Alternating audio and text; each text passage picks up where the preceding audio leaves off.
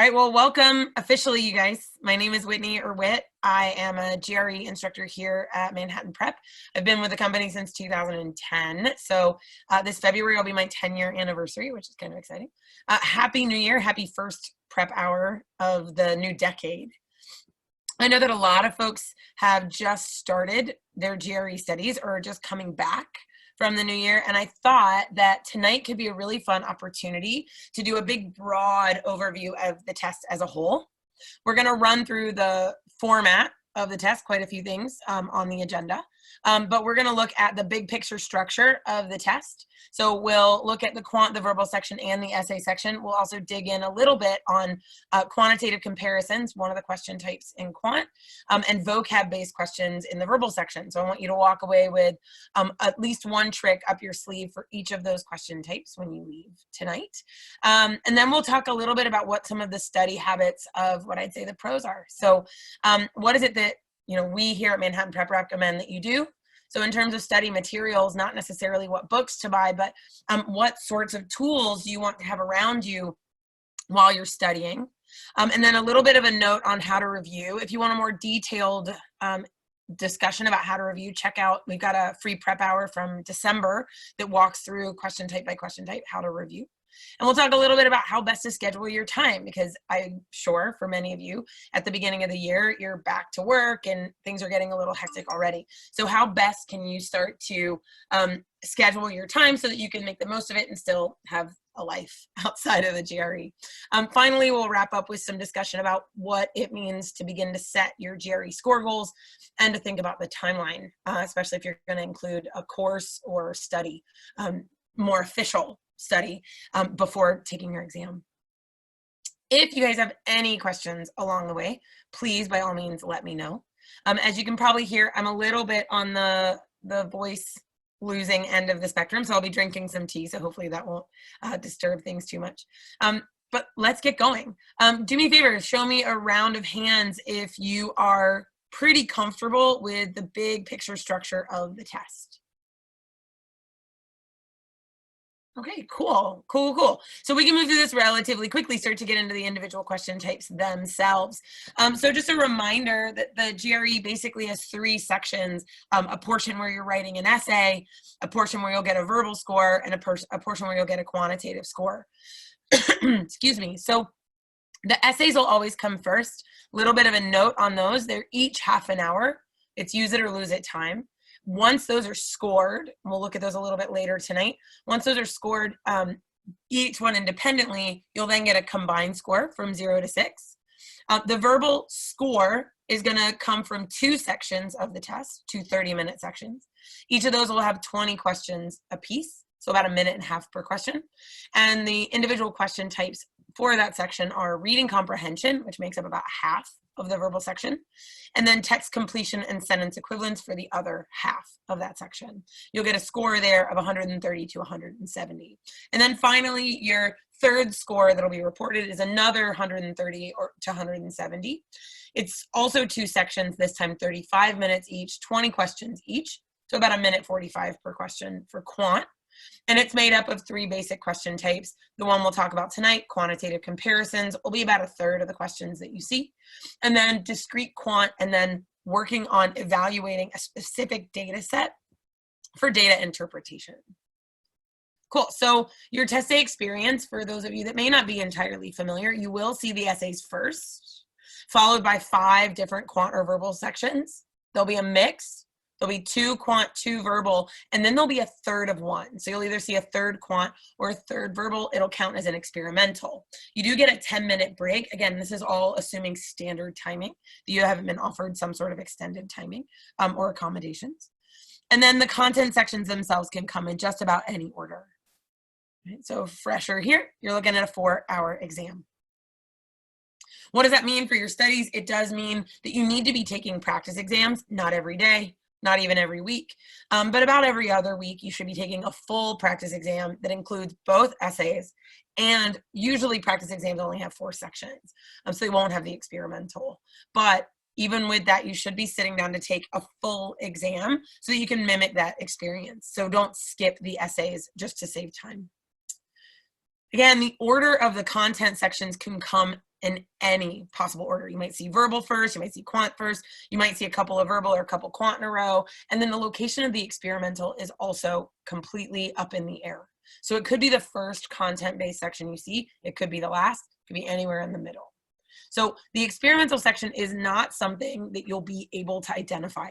It won't look or feel any different from the remainder of the exam. Right, so it's going to look like a normal quant section or a normal verbal section. And again, can show up at any point, anywhere after the essays, but it doesn't count towards your score. Right, so no matter how you do on it, has no impact on your score. So the thing to think about here is that you can't tell it apart, but it doesn't impact your score. So you're just going to have to do your best on every section that you encounter, which is kind of unfortunate, but you are going to have to treat them all as if they count and sort of put to the back of your mind that experimental is there. So how many of you guys, we'll have hands lowered down. How many of you guys are familiar with how the GRE is scored in a sense of adaptive scoring?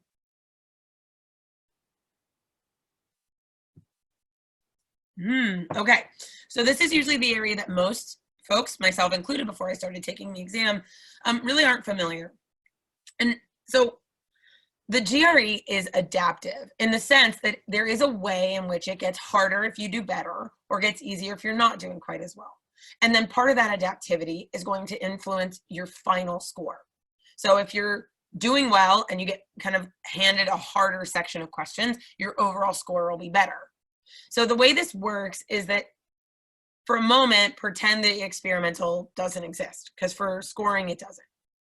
But let's say that you knew on test day that you were going to see 2 quant and 2 verbal sections. The verbal sections are connected. So the first verbal section that you see will be kind of a mix, the 20 questions, of anywhere from easy all the way up to the most difficult questions. And they'll be scattered all out of order. So the section doesn't get harder as you go. It's just a mix of 20 questions. Once you're in the section, you can bounce around forward and back, right? But once you've completed that section, the test is going to basically count up how many questions you got right. And depending on how many questions you get right, the next section you see will be harder, about the same, or easier. Now, we're making this very oversimplified. It is not necessarily the case that there are specifically 3 panels or 3 second sections, but you are going to be sort of slotted into a different difficulty. In that second panel, the difficulty range of questions is going to be a lot narrower. So in the harder panel, that harder section, you're not going to see a lot of easier questions. You might not see any. In the easier section, you're not going to see any of those hardest questions, right? And so I still want, even if it's a harder section, I want to try and end up there, because in that harder section, that's how I'm going to end up with the higher scores. So if I have, a number of questions right and I'm in that hard panel, my score is going to be in this top third. If, however, I have a relatively poor showing up front and I end up in the easier panel, my score is going to be down here in like the bottom third. There is some forgiveness here. So there is some overlap. So if you end up, not doing quite as well as you'd like in your first section, and you end up in the middle of the second sections, you can do well enough to kind of bump yourself into that harder set of scores. But just know that that second set is going to kind of feel a little more narrow, and it's going to be the thing that determines your score at the end. So the first verbal panel or first verbal section defines how difficult the second verbal section is going to be. Ditto for quant, but they don't have any impact across one another. So the verbal doesn't impact quant, and quant doesn't impact verbal. Experimental impacts neither. So the reason why experimental really throws a monkey wrench in things is because you don't know what the first section is that you're going to see. So the first verbal you see may not be the first verbal section. It may be experimental, right? So the first quant section you see might not be the first quant. It might be experimental. At the end of the test, you'll know if you took 2 quant or 3, or if you took 2 verbal or 3 verbal. So you'll know that the experimental was either a quant or a verbal section because you had extra, but you won't know which of the 3 was the experimental. It could have been first, second, or third. So once again, we have to just treat every section as the best we can possibly do.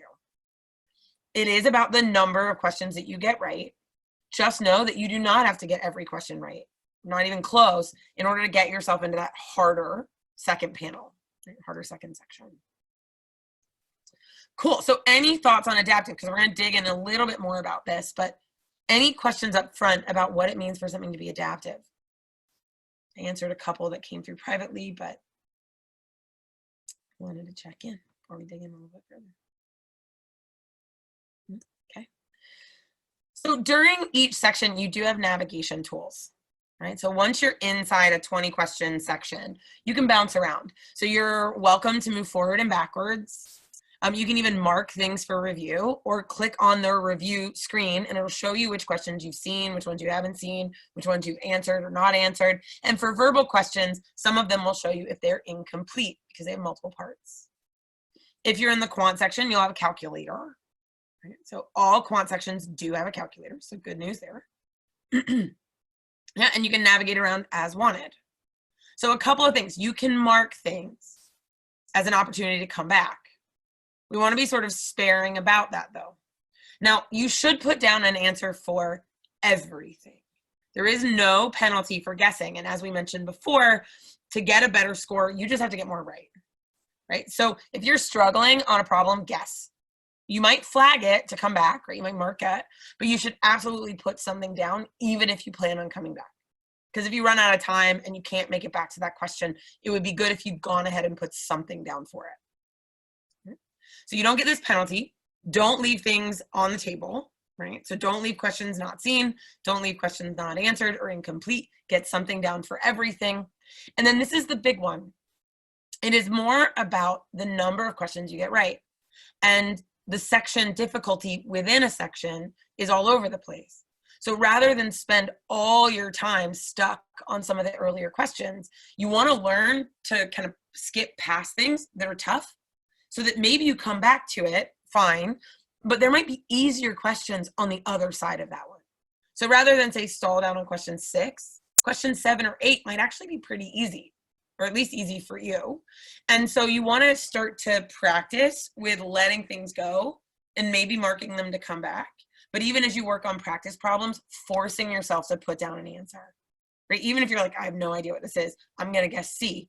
You want to train yourself now to be putting down an answer for everything. You do not want to get in the habit of just skipping without answering. Right? We're going to take the points however we can get them. Yeah, so great question. You do get scratch paper. And that's going to be part of the list of things that I'm going to recommend that you have with you when you're studying. So on test day, you'll be given scratch paper. It will not be lined, so it won't be graph or lined paper. It'll be plain paper. Depending on the center, it might be white, it might be colored. The last time I took it, it was blue. Another time I took it, it was like a pale green. You will be given 2 number 2 pencils. So if you're like me and are a little bit OCD about your writing utensils and what you write on, you might, and I would recommend that you should be practicing doing problems, both math and verbal, with a number 2 pencil on unlined paper.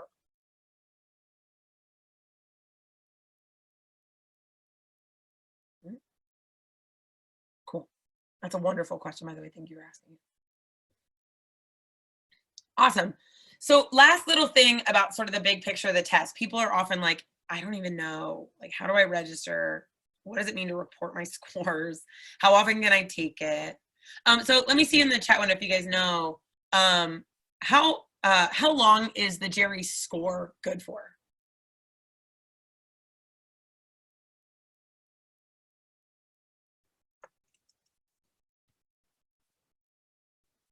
Nice, guys. So the GRE score is valid for 5 years.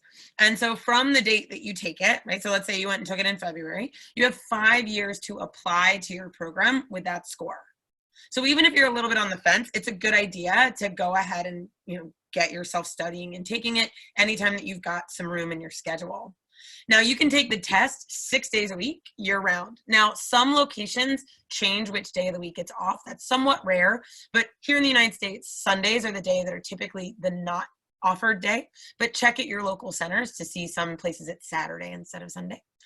The one big key here is that you have to wait 21 days between the times that you take it. So if you take it tomorrow, you have to wait 21 days before the next time you take it. You can sign up right away, right? So you don't have to wait 21 days to sign up, but you have to wait 21 days until the next time you sit for it. You can, at any point before test day, reschedule, change the location, or even cancel it.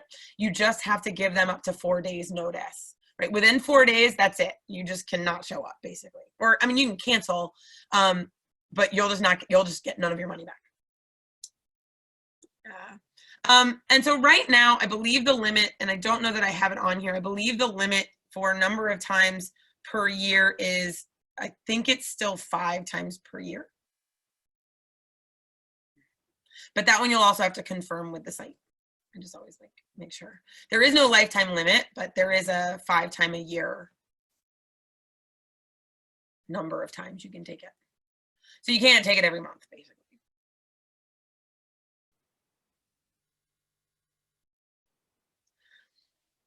All right, all of those things, the rescheduling, the test center, the canceling, all of those things do cost money. There is a fee involved. Again, you'll want to check the site because that fee changes pretty from time to time, enough that I don't want to quote it for you.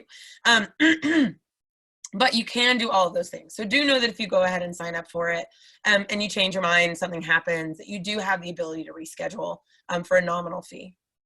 Now on test day, this is a big one that most people ask, is what about like keeping your scores or reporting your scores? You know, what do I do? So here's the deal. Unless something happens where you don't even finish an entire section, like you quit taking the test halfway through it, right? Something happens, you end up feeling sick, whatever. With the exception of that case, you should never cancel your scores, right? If you cancel your score, you can't see it. Right? And you're gonna think you did a lot worse than you actually did. So just know that going in, that anytime you start to work on a section, it's probably not gonna feel awesome, right? It's gonna feel like a struggle. But what I want you to think about is that you aren't a very good judge of how good of a job you're doing. You're not a very good judge of it. And so I don't want you canceling your scores because I want you to see it. Now, here's the good news. If you, right, want us on test day, if you choose the 4 programs to send for free, you can send them your most recent score or all of your scores. You're always allowed to send them either of those things. If, however, you decide to do so after, right, and to report after the fact, order additional score reports, right, like your most recent report or whatever, you actually can choose not just most recent or all, but you can choose any score as well, right? So you could go back and say, look, I only want to submit this one score. You'll see your score immediately. You won't see your essay score, but you'll see your, so as soon as you decide I'm going to keep my score, it's going to pop up on the screen. And most test centers will give you a printout. Yep, so you don't wait at all. You see it right away. In fact, if you've talked to your program, some programs are okay with you even taking the exam up to just a few days before the application is due, right? That you don't necessarily have to wait for the official score to be released, but that you can take the test relatively close to your application due date. Something you definitely want to confirm, but a lot of programs will allow you to do so. Now it says, I had a great question about how often students are likely to take the GRE. I would say that it's a rare person that takes it only once and like goes in and gets the score they want. I would say that most students take it between 2 and 4 times. 4 is starting to be on the higher end of it, but I would say on average 2 to 3 times is extraordinarily normal, right? 2 is typical, 3 is even pretty typical. It's not a frequent that I have students taking it 4, 5, or 6 times. Typically people are taking it that many times because they're not doing much preparation in between. So what I would say is, if you've taken it once, like definitely do some different preparation ready for your second time you've taken it. But it doesn't mean you have to go crazy and, you know, find some whole brand new, like get a tutor and all these things. But you'd like to avoid maybe taking, just for your own expense and the fact that it's time consuming, maybe spread out when you're taking it so that you're not taking it so many times. Now, if you cancel your score, here's fun news. You have 60 days, right? So let's say you were sitting there on test day and you kind of panicked and you're like, I don't want to know my scores, and you canceled it. And then you went home and you sort of slept on it and you thought, wait, Whitney told me that I was probably going to think I did a really bad job, but that I actually probably did okay. Let me go ahead and I want my scores. You can actually reinstate them. Right? So you can get your canceled scores reinstated within 60 days. So you can't wait forever, but you can wait a decent amount of time. The other thing that's really nice about the GRE is that there is a GRE diagnostic service that's free. It comes with your test. It'll show up about, I believe, 15 days after you take the exam. And it'll have a breakdown for you of how many questions you got right or wrong by panel. So you can see how many questions you missed on your first section of verbal, how many questions you missed on your second section of verbal, and so same for quant. And it'll even tell you by question type. So it's you won't see the questions themselves, right? So you won't be able to go back and review the actual problems, but it does give you some general information about how good of a job you did in each panel. And given how you do on the first panel, like how many you get right impacts which difficulty of the second panel you get, you can infer a little bit about what the difficulty level was of your second panel. Again, note that it takes about 15 days to get that. And if you're planning to take the exam a straight 21 days later, you're not going to have much time with that diagnostic service before you have to turn around and take the exam. Awesome. Okay, so this is our big picture of the GRE. I'm sure a lot of this is not, brand new, but hopefully there are a few items here that are like, oh, actually, I didn't quite know that. So we're going to dig into each of the major sections. We're not going to spend very much time because we pretty much talked about all of it now, but we are going to look at the question types that are tested in each section. And then again, for quant and verbal, I'd like to take a moment to focus in on a specific question type. And then for essay, we're going to just sort of look at a couple of prompts just so you can get an idea of what's being asked of you on the essays. And then you can also start to think about brainstorming and studying for those. So the quant section, just so you can kind of have the big picture, the quant section is going to be made up of 20 problems. You have 35 minutes, or about 1:45 per question. And the order of question types is always the same. So the first 6 or 7 questions will be QC, quantitative comparisons. Those are the ones we're going to talk about tonight. You'll then have this big C of what they call discrete quant. So what makes a discrete quant question a discrete quant question is that it's just like multiple choice, fill in the blank. It might be choose all that apply, but it's still the same math content that's being tested on quantitative comparisons. Quantitative comparisons just has this very interesting answer selection process, right? But all of discrete quant is your good old-fashioned multiple choice interspersed with some choose all that apply and fill in the blank. Data interpretation are the same questions, right? Multiple choice, fill in the blank, and so on. It's just that it's a little set of graphs or tables, and those 3 to 4 questions are just about those tables. So you'll have this like little encapsulated data set in the middle of this bigger sea of discrete quant. Topics are tested throughout, things like geometry and algebra, exponents, number properties, weighted averages, and so on, right? All of those things are tested throughout on every different question type. So that's sort of scattered through. And again, you do get a calculator. Cool. So just to kind of give you a picture of it, we're not going to look at any of these problems in particular, but one of the things given to you on discrete quant would be standard multiple choice, choose all that apply, or fill in the blank. Choose all that apply, you can tell that a question is asking you to choose multiple answers because it has square boxes for selection. It'll also say click on your choices or choice indicate all. If you've got to fill in the blank, there will be, if there are no instructions, it's to put whatever value there. It might also ask you to round to the nearest units digit, nearest tenths, nearest hundredths. So if there is going to be a decimal that kind of carries on, they'll typically tell you what to round to. The sort of data interpretation set, again, might have 2 graphs or a graph and a table or just one big graph. And then I'll have 3 to 4 questions that accompany it. And again, those questions might be of any type. And an example here that is a fill in the blank that's actually a fraction, right? So in this case, you would want to put a separate number in the numerator and the denominator. Your fraction does not have to be reduced. So you could write the fraction 30 over 40. You wouldn't have to reduce that to 3 over 4.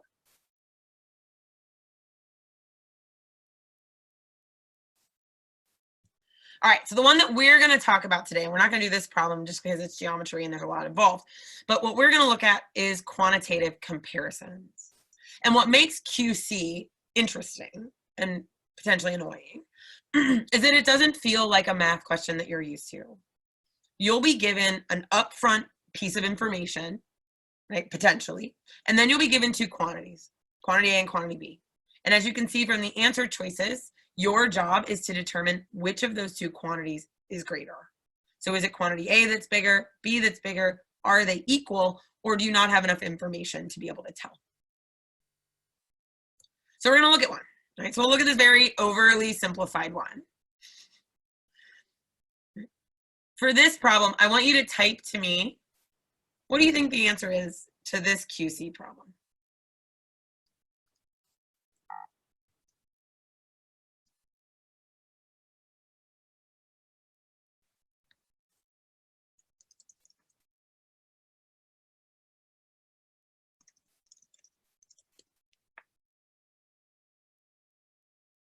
Oh, I've got a few answers coming in. Few answers coming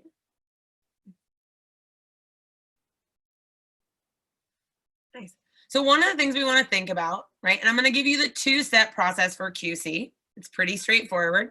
Step one, simplify if possible. And there are a few ways to simplify.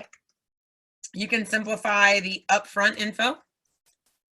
You can simplify into the quantities themselves.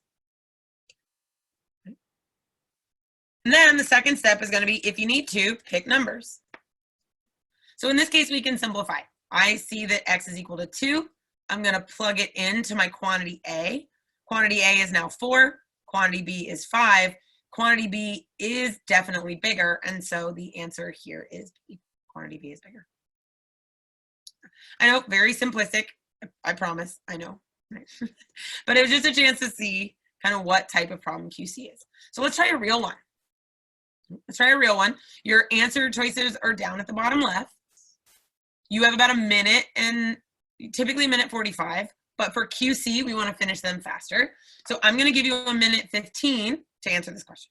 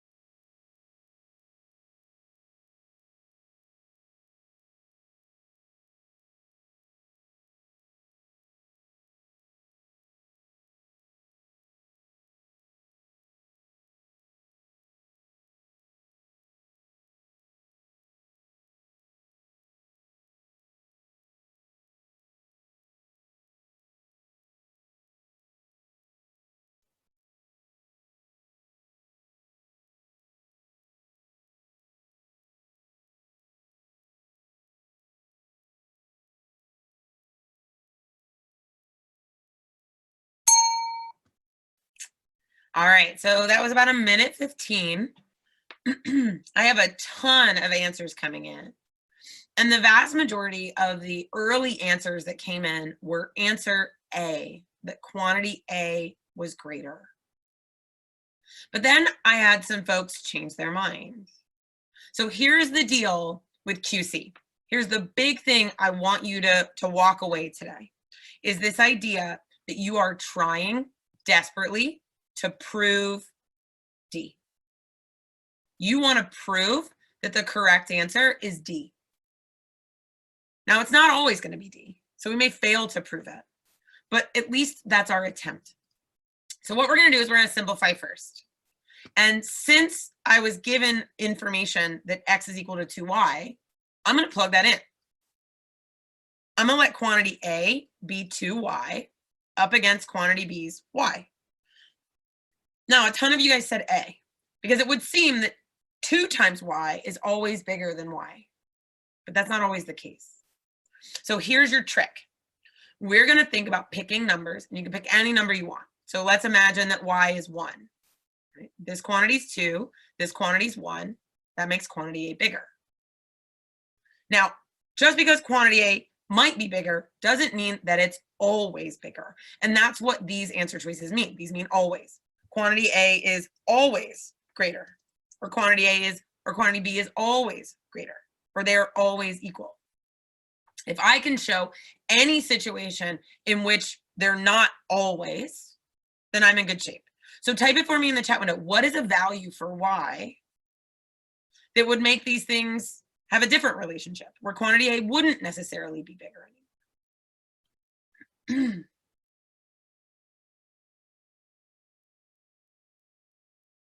Nice. So I could pick something like Y is 0. I was given Y is 0. That would mean that this is 0 and that this is 0. Neither of them are bigger. They're actually equal. I can show two relationships. I can show a situation where A is bigger and then a situation where they're equal. That means that there isn't enough information to determine. I had some other great examples like Y is -1 or Y is -4. In those cases, try like -4, this quantity would be -8. This quantity would be -4. -4 is actually better, it's bigger, right? If I only owe you $4, I'm better off than if I owe you 8. And so we can show different relationships. All I have to do is show two different ones. I don't have to show them all. If I can show two different relationships, the answer must be D. So your job is going to be to try and prove D. And now we have a little mnemonic that can be really useful. And the mnemonic is zone F. Right? This is to help you remember that picking positive integers is kind of expected, that the GRE knows that we like to pick things that are positive and integer and easy.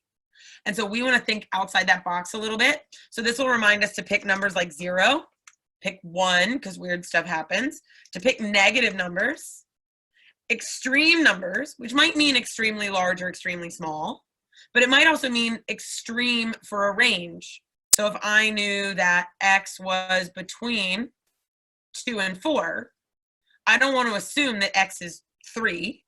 X could be almost 4. Right? It could be 3.999999999, or it could be almost 2. It could be 2.000000001. So we can think about the extremes within a range. And then finally, we want to remember fractions, because sometimes weird stuff happens around fractions as well.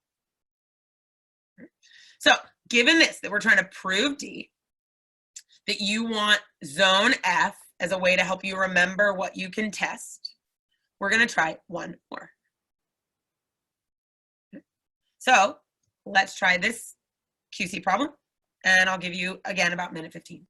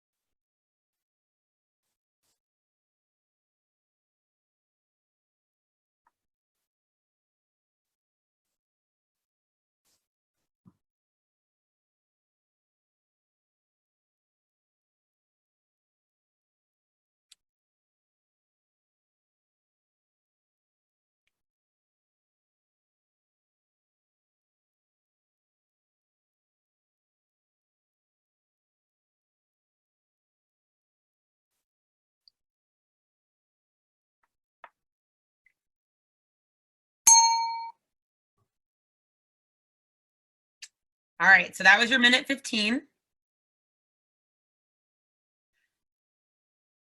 It would seem, I got quite a few people that agreed that quantity B is bigger, that when you square something, that makes it bigger. But in what places is that not the case? Because I know that if X is like 3, quantity B is definitely bigger.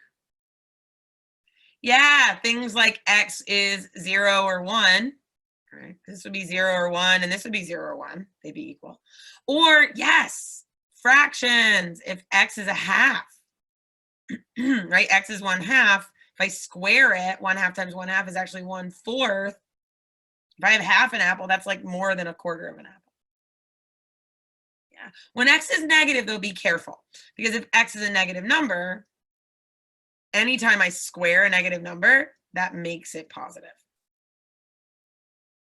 So anytime x is negative in this case, b will still be bigger. So the only range in this place where b is not bigger is that space from 0 to 1 and the little fractions in between. But again, zone F will get us there. Numbers like 0, 1, and fractions are all on our list, right? So if you walk away with nothing else from QC, I want you to walk away with this idea that you're trying to prove D and that zone F can help get you there. So far, so good? Cool. All right, so let's hit it with the verbal section for a moment. Right? And then we'll look at the vocab-based questions. So on the verbal section, again, you have 20 questions, but with 30 minutes, you only have about 1.5 minutes each. Now that said, we've got vocab-based questions of text completion and sentence equivalence. Text completion, or TC, comes first. Then you'll get a section of reading comprehension, then sentence equivalence, then more reading comp. You're going to want to move relatively quickly on the vocab-based questions, so more like 1 minute.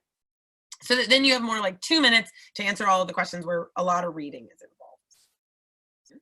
Now, what you're going to be doing to study for text completion and for sentence equivalence is kind of the same. So just a little bit, just so you know what the GRE is testing as a whole, right? For the GRE Quant, it's testing things like geometry and algebra and fractions and percents and averages and weighted averages, right? Number properties like divisibility or even. For the verbal section, what they're really testing is your understanding of or ability to read and your understanding of vocab. And when we talk about reading, it's this idea of being able to simultaneously understand the big picture, but also find the small details. So like, what's the main idea of anything that you're given? And then where are the details so that I can reference them as I want to, as I need to? Right? Reading is pretty obviously part of reading comprehension, but it's also very much a part of text completion and sentence equivalence as well. Vocab, while certainly tested on text completion and sentence equivalence, you're also expected to know meaning for things in reading comprehension. It might just mean you have to read and find context clues to help you understand what a word means. So there will be tough vocab even in reading comprehension. So it is important that you start to study vocab early and often. And there are a bunch of word lists available. I would stick with reputable sources. We have a word list available. We have flashcards available. We have an app available. Other major, like big companies that teach the GRE would have good word lists. The Economist has word lists. Right? I would just avoid doing a generic GRE vocab word search on Google.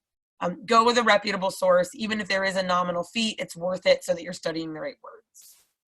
So on GRE Verbal, there are reading comp questions, and then there are the vocab-based questions. So to get reading comp out of the way, reading comp will be broken down into 2 types of questions, your long passages and your short passages. Now, long and short passages might test what we call content-based passages. So these would be something that you would expect to find in a book, like a textbook, where they're expository in nature, someone's just trying to explain something to you. But every once in a while, a short passage will be what we call logic-based. It's going to feel more like an argument, like someone's trying to convince you of something. Right? They're trying to draw a conclusion and get you to agree. So what makes a long passage is that you have to scroll, and long passages will always come with multiple questions, and it'll tell you how many questions it comes with. Now, here's the really good news, is that each question for a long passage takes about 1 minute to 1 minute and 20 to answer, right? So for all of these questions, which means you have anywhere from 40 to 60 seconds to read the passage. So if you have a passage that's got 4 questions, you're going to need about 5 minutes to answer the questions, which means you would have a total of 8 minutes for 4 questions. 5 minutes to answer the questions means you've got 3 minutes to read the passage, which is a lot longer than most people think. So you actually do have a good amount of time to be able to read. So my big piece of advice for you for verbal is to slow down, not speed up. When you slow down, you get a better understanding, and then that way you're a little faster on the questions themselves.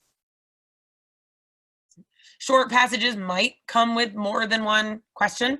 This short passage, for example, has 3 questions with it. Right? So That means that for every question that you see, that buys you about 40 to 60 seconds to read.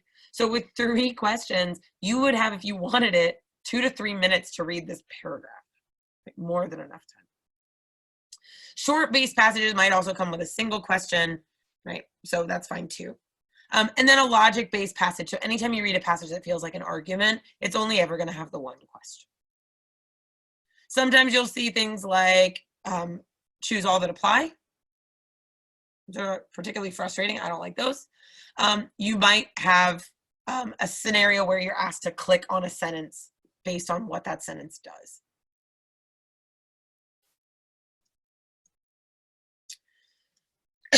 Okay, so we're going to talk now for the next about 5 or 6 minutes about the vocab-based questions. So these are what you call text completion, where you're going to choose 1 word per blank. Now, text completion can have 1 blank, 2 blanks, or 3 blanks. There is no partial credit.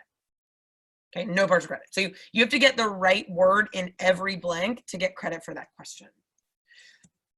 So we'll try one, right? Let's try a 1 blank TC.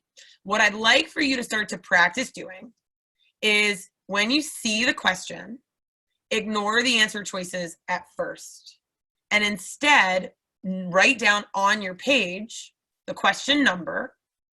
And so if this is question number 3 on the test, draw a line and then write the letters A through E. If you need to skip a question and come back because you knew some of the vocab but not all of it, it'll be helpful for you to see the work that you've already done. So write the question number down when you're working. And then the reason why we're going to draw this line with these 5 letters is that the number 1 most useful skill for the vocab-based questions is to predict an answer, right? So if QC, the skill is prove D, for text completion and sentence equivalents, so TC and SC, the number 1 skill is prediction. So I want you guys to type into the window, what do you think the word in that blank needs to mean? So give me a nice easy word that you think would fit into that blank.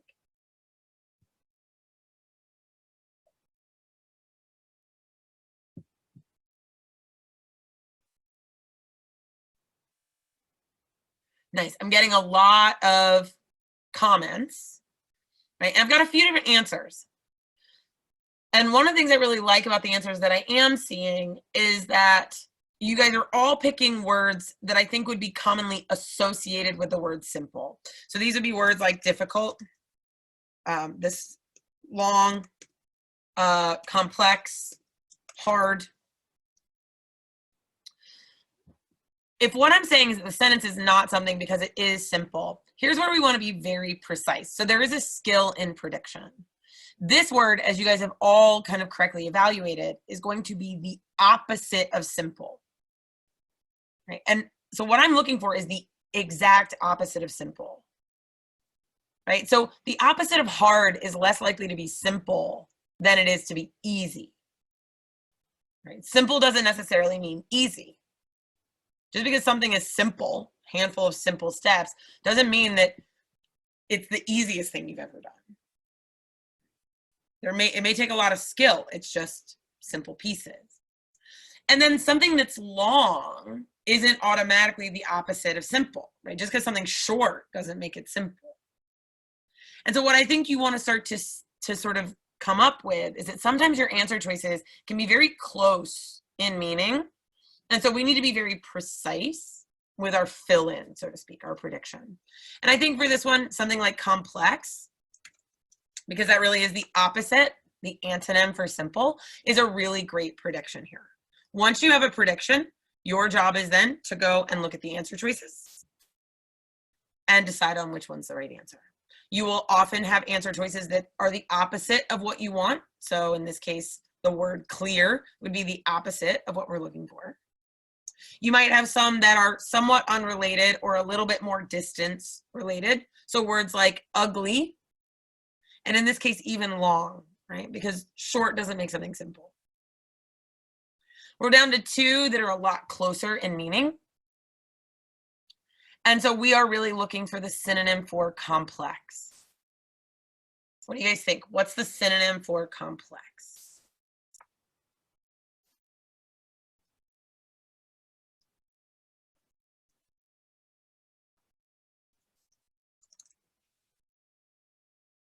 Yeah, it's convoluted.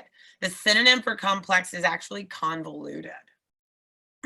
Right? Something that's simple, like something that's, complex isn't necessarily confusing. It might just have a lot of parts.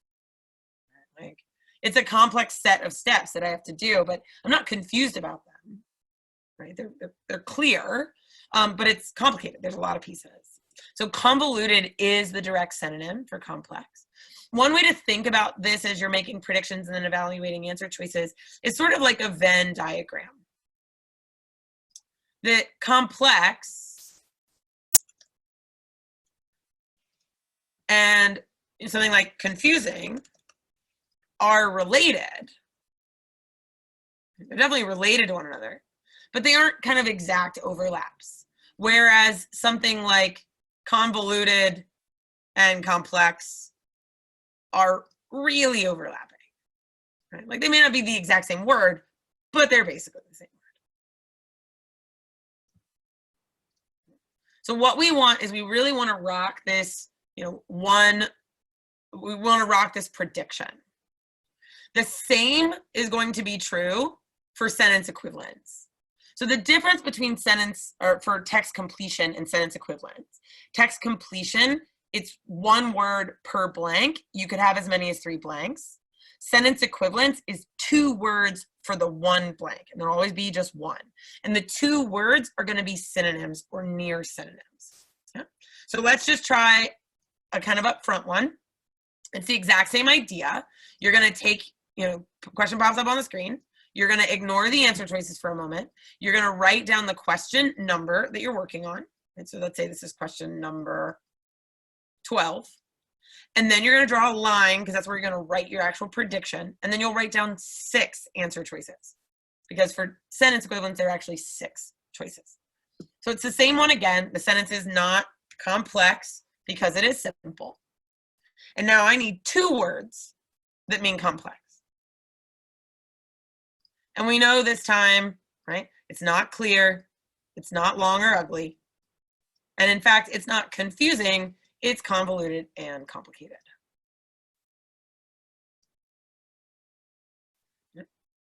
So we're going to try one.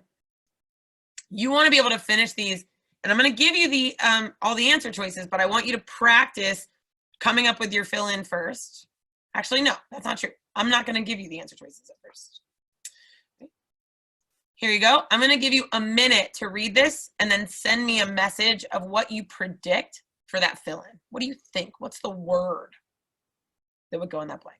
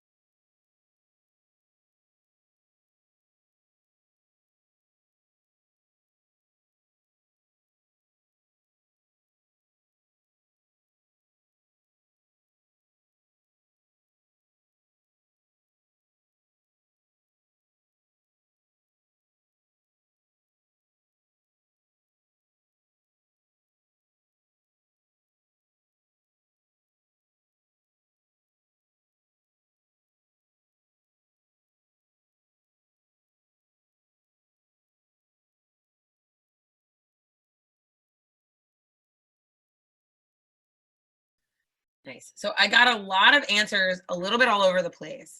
And so here's the big lesson that you want to take for any time you're predicting a fill-in is that you want to be precise, but you want to find proof.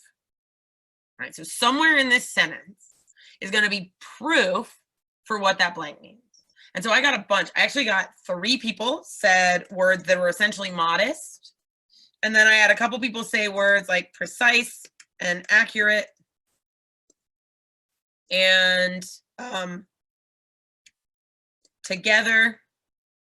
I got one person said not single-handedly, and then cooperate and collaborate. Actually, collaborative. what I want you guys to take a peek at is that we may think that he achieved something through precision, or that he was modest about his later achievements. But there isn't really anything to indicate, right? We've got a shift. While he did things in one way earlier, his later contributions were something different. There's nothing to say that early on he wasn't precise, or he wasn't modest, or he wasn't accurate. However, there is evidence to show that earlier he devised these things all by himself, alone, single-handedly, but that later he achieved them in a not single-handed sort of way. So if you came up with a word like collaborative or cooperative, great. If you didn't, it's okay to just reuse language from the sentence, right? He devised it single-handedly during the early days. Later on, he did it in a less single-handedly, so a more not single-handedly sort of way. And then you can look at your answer choices and see which ones work.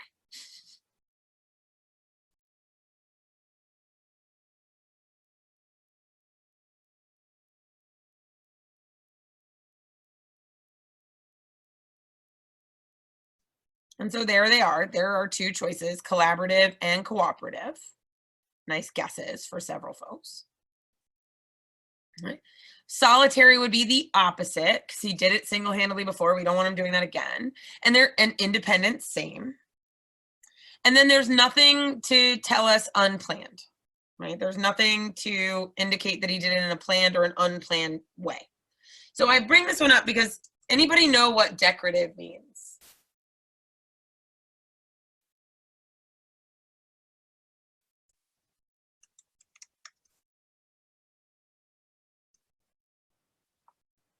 Anybody know what decorative means?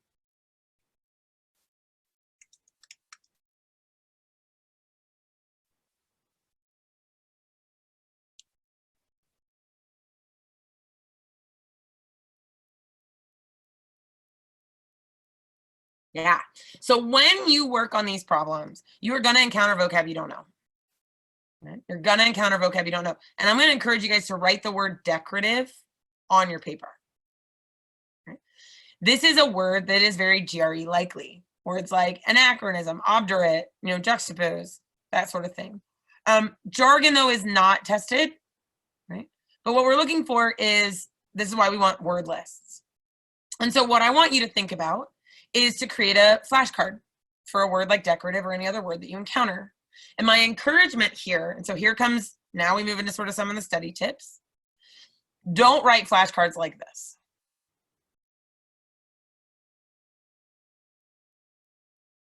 Right? I don't want to define a word with itself. I don't want to define a hard word with other hard words. Instead, what I want my flashcards to look like, I want my flashcards to have the word on the front, to have a simple synonym or definition on the back, and then I might try and even come up with a simple mnemonic or a creative sentence to use. I will also indicate whether the word is a positive, negative, or neutral word. So to use that vituperate or vituperative example, the word vituperate means, right, to vehemently scold. But I don't want to use words like vehemently blame or scold. I'm just going to say, I know what scold means, so I'll use that one. But I could use criticize. I could use blame. I'm going to mark it as a negative. And in fact, I'm going to level up. I'm going to use colored pens to turn the word red on the front of my card. So that every time I see it, I think of it as a negative word. Then I'm going to, and again, because it's like some words like infamous or notable and acclaimed kind of mean the same thing. It's just that infamous is negative, acclaimed is positive, notable is neutral. I might then write some little easy to remember mnemonics. Like I might see the word vituperate and think vituperage or vituperate, if that's a word I'm familiar with. Or I might even write a little story because there's a coach I know that was always kind of mean, and his, I can think of him in my mind as Coach V, who vituperates. Right? He yells and abuses the team. So I want you to think about studying vocab by making more creative but simple flashcards. All right, the last quick section to discuss is the essay, right? And so essays always come first. There'll be two types: analyze the issue and then analyze the argument. They are fundamentally different, right? What you do are two sides of a coin, of an argument coin. These guys are not included in your 130 to 170 scores. Okay. So you'll get a single combined score for the two together. In terms of topics, analyze an issue. You're going to be given a prompt, and you have to choose a side, for or against. Those prompts could come from anything: politics, education, science, philosophy, right? An example of a politics one: the government should support wilderness conservation efforts over the arts. You get to decide. Do you think that's true? Then say, yes, that is true. Do you think that that's not true? Then say, no, the government should not support wilderness. And here's why. And you're going to come up with 3 reasons to support your side. You can invent them. They don't have to be real. You can make them up from thin air. But what you're going to do is you're going to write an introduction paragraph that says, this is what I think.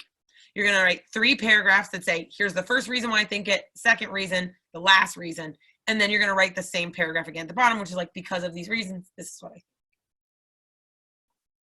Education, right? Educational institutions have an obligation to dissuade students from pursuing fields in which they are unlikely to succeed.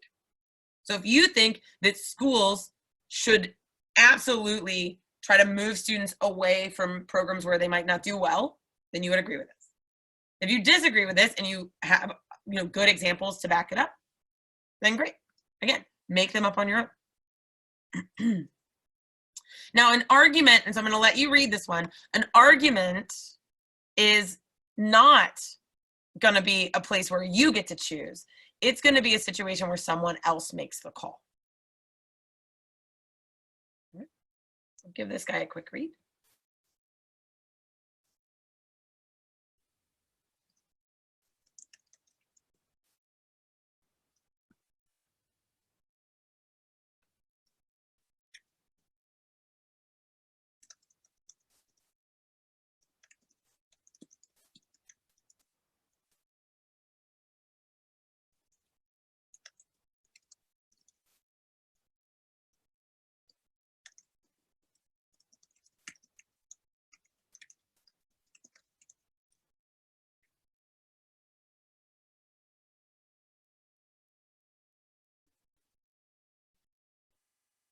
So notice that in this scenario, you've been given someone else's argument. They've made a decision that flying is safer than driving, and they're trying to prove to you why. And so your job is to critique. And so just like the issue, you're going to write an intro paragraph that says this argument is no good.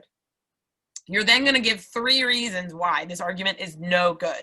And that is always going to be the case. You are always going to say that the argument is no good, no matter what. Right? The argument is no good. This reason, this reason, this reason. In conclusion, the argument is no good. And so that's your essay. To prep for it, there are absolutely essay prompts in the official guide that you should be working with. All right. So this brings us to a quick little rundown of some of the study habits of pros, and we'll call it a night. So the biggest thing you want to think about for your study, like your study materials, is that you want to have some sort of notebook for doing problems, and then I like a separate one for taking notes. What I like to do problems with is going to be the pencil and unlined paper.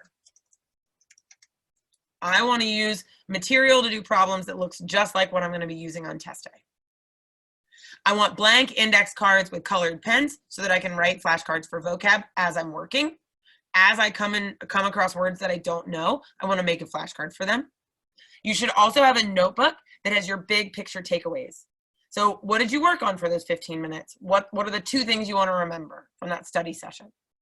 I like to keep a review log. For my review log, I like a digital review log because I like to be able to update it and edit it. Things like the question number that I worked on, the date, whether I got it right or wrong, if I'm going to redo it, when am I going to redo it? And then I'm going to even make notes about what was the mistake, right? So what was the error, so that I can track the type of errors that I'm making over time.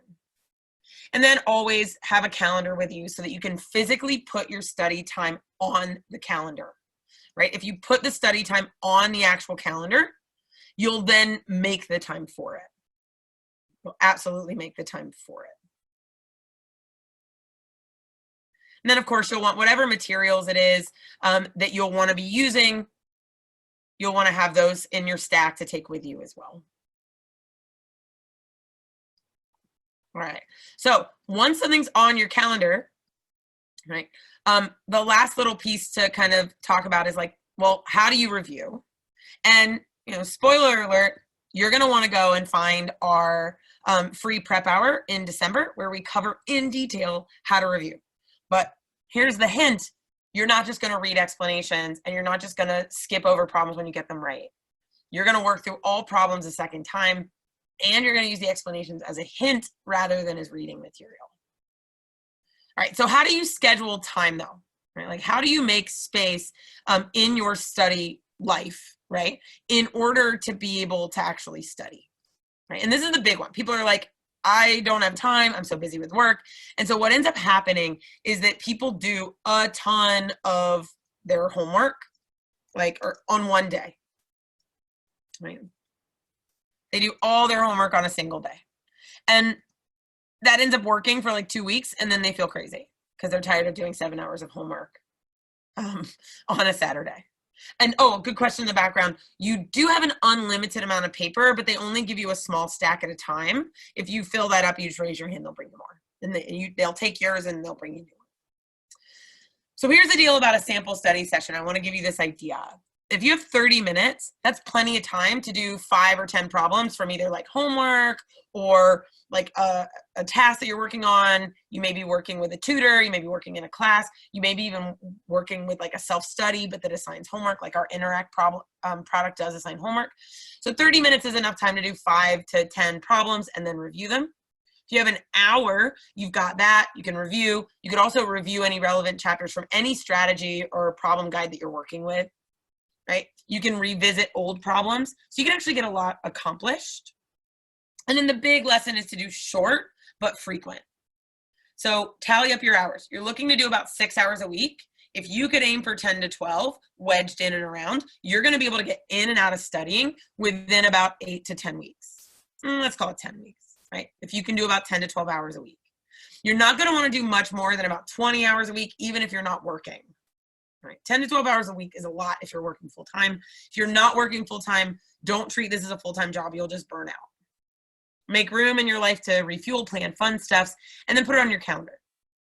So I just wanted to show you, here's an example, right, of a person who works Monday through Friday, but they're able to get over 14 hours of work done per week by doing a little bit before work, a little bit at lunch, a little bit after work, still taking nights off. Like this person takes Tuesday, Friday, and Saturday night off. They take Friday morning off, and they actually sleep in on Sunday morning. But they do 3 or 4 hours on Saturday, and they do, 2 to 3 hours on Sunday. They also do kind of a bigger study session on Monday night, so between 1 and 2 hours, and then the same Wednesday, Thursday, they do between 1 and 2 hours, broken up into a couple of different time blocks. So you can get a ton done, little bitty drips and drops, and still have plenty of time off to enjoy your life,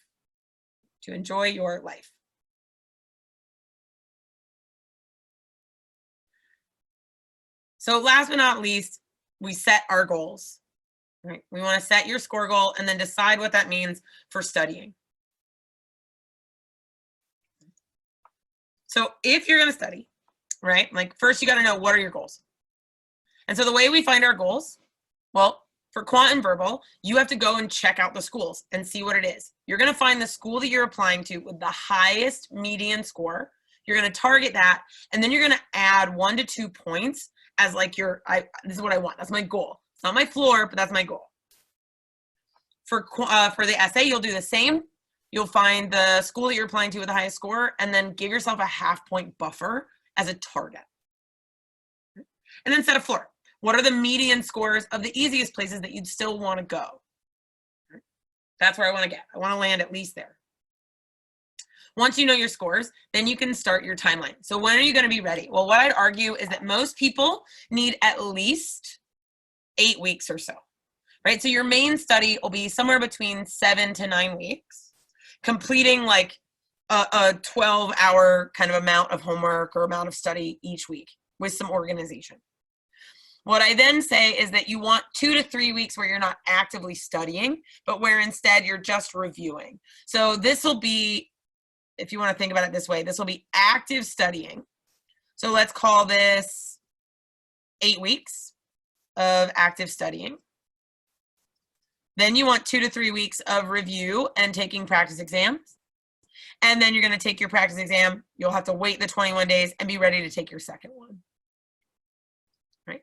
So if this is 8 weeks, if this is 12 weeks, if this is 16 weeks, whatever this number is, you always want to leave a 2 to 3 week period as a place for you to sort of taper off, start to just do review. You're not trying to learn new stuff.